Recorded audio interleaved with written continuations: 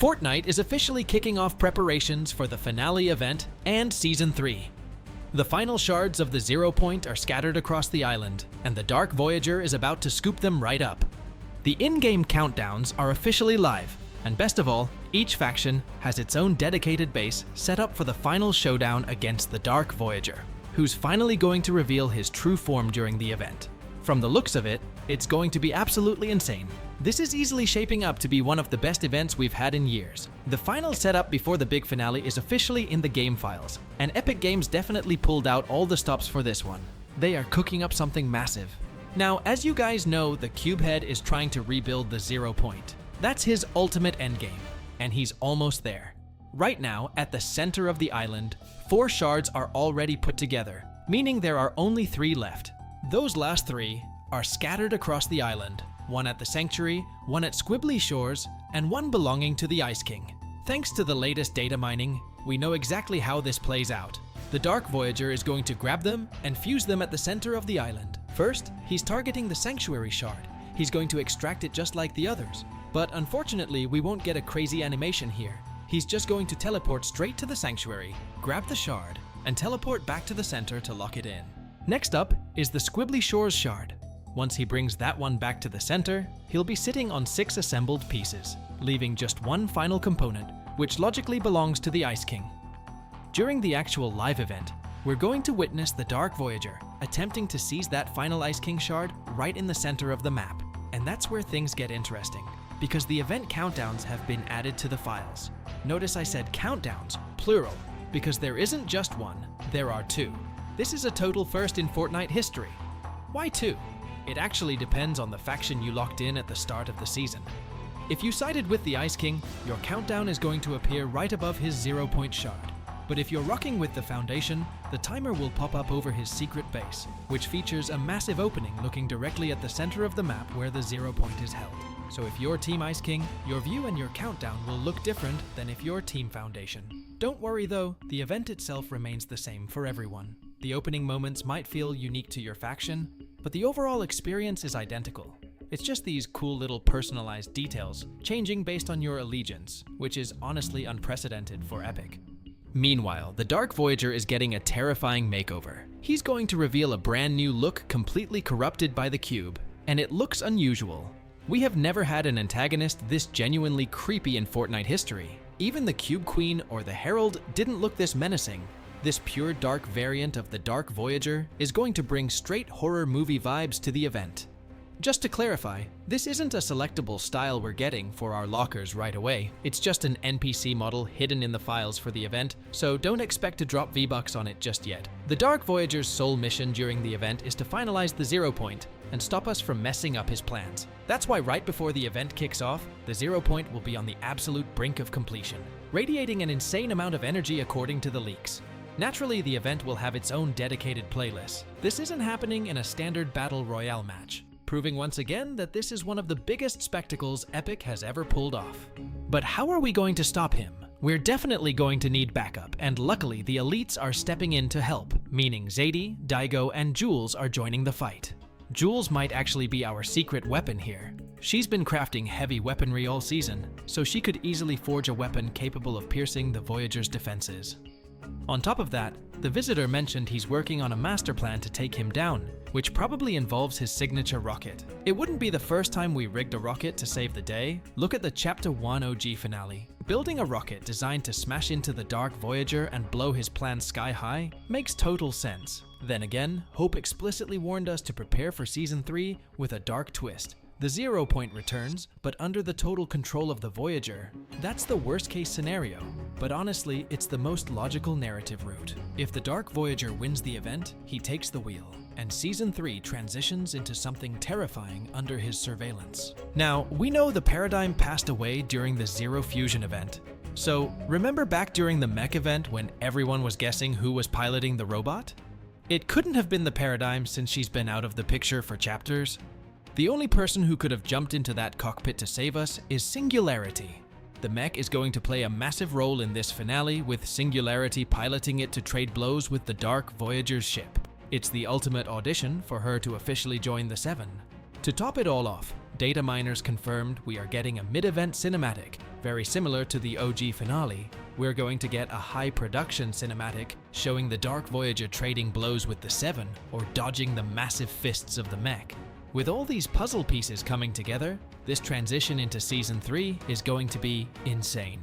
We haven't even scraped the surface of what Epic is hiding, which makes sense because the full event script isn't even in the game files yet. Chris from Epic Games recently dropped a hint that we're getting one more massive patch before the season ends. That final update will officially load the event files and start triggering the Season 3 teasers. But right now, let's continue with what's new in this update. It is honestly a total game changer that overhauls the mechanics while dumping a ton of new items into the mix. The highlight is definitely the Overwatch collaboration. For starters, there's this mythic staff that acts like a portable hospital. It heals you or your teammates, and the best part is that you can keep attacking while the healing does its thing.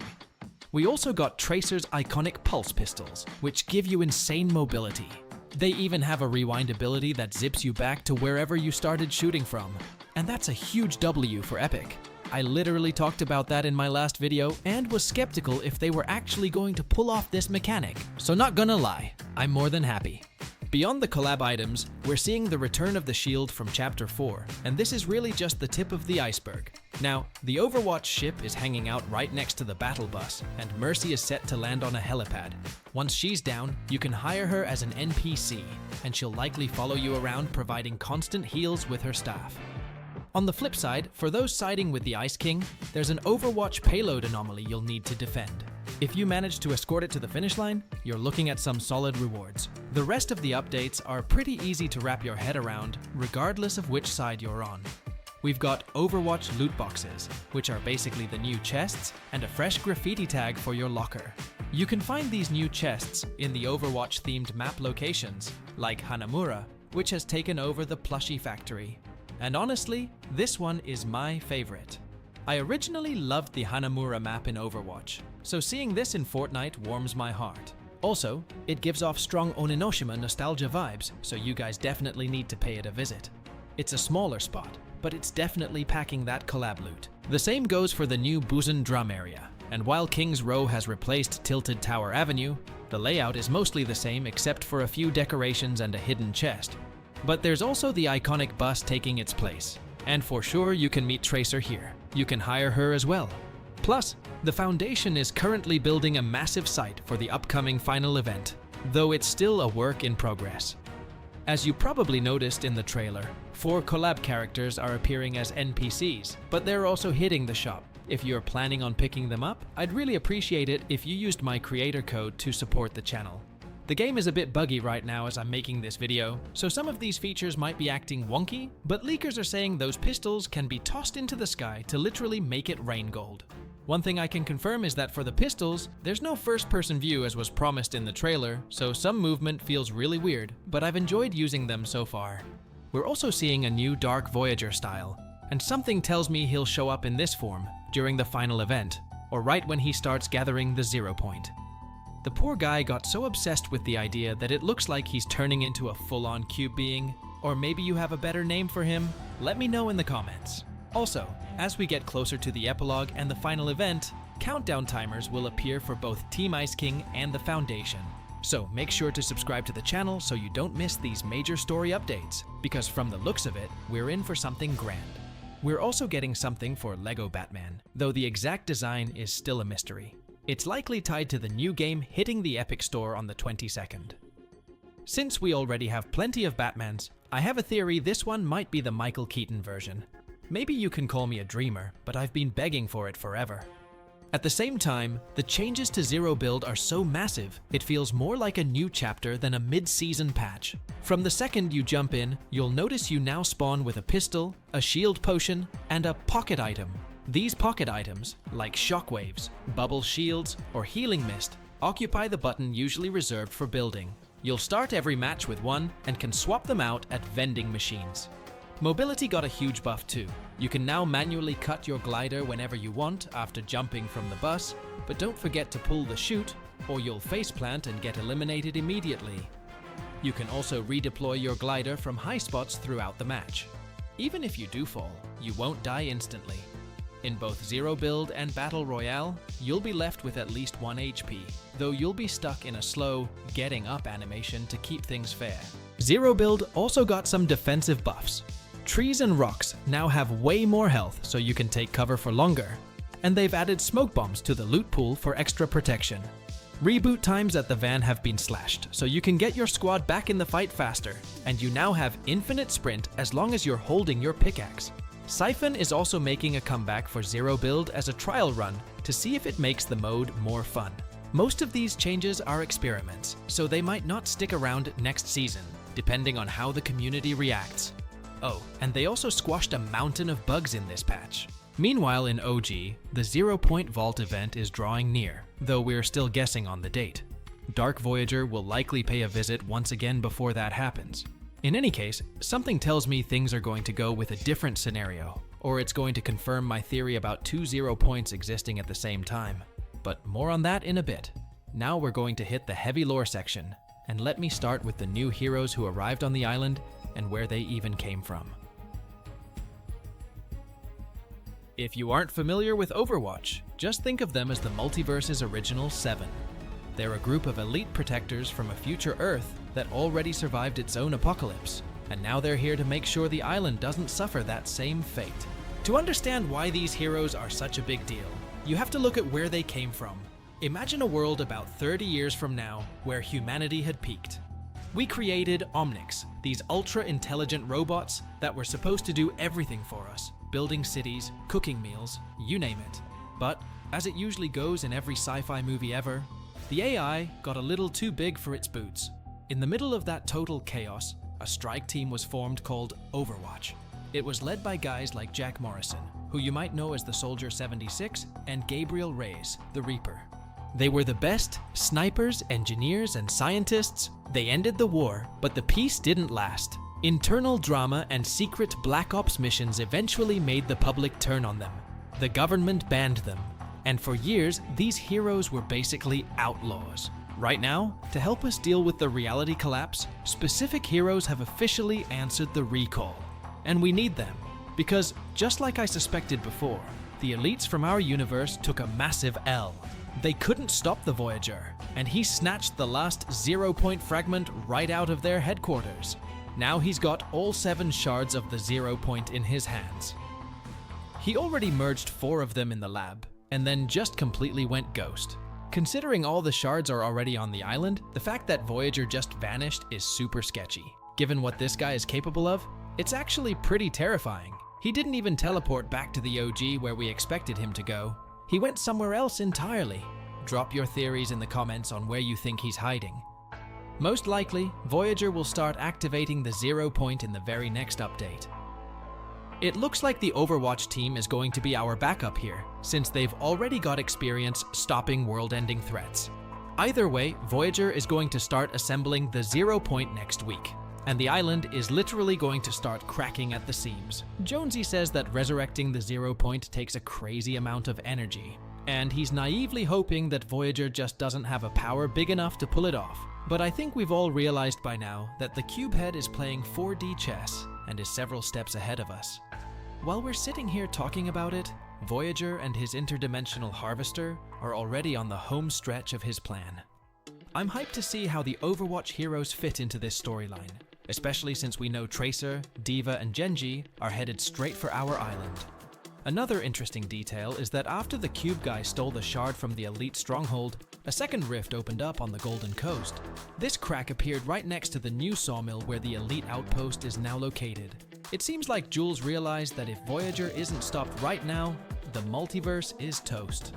Remember how Jules secretly snuck onto the Cube guy's ship and made it to the Battle Royale island? Well, she took it a step further. It looks like after she hitched a ride behind Voyager's back on his own ship, she was the one who opened that rift to bring in the elite outpost.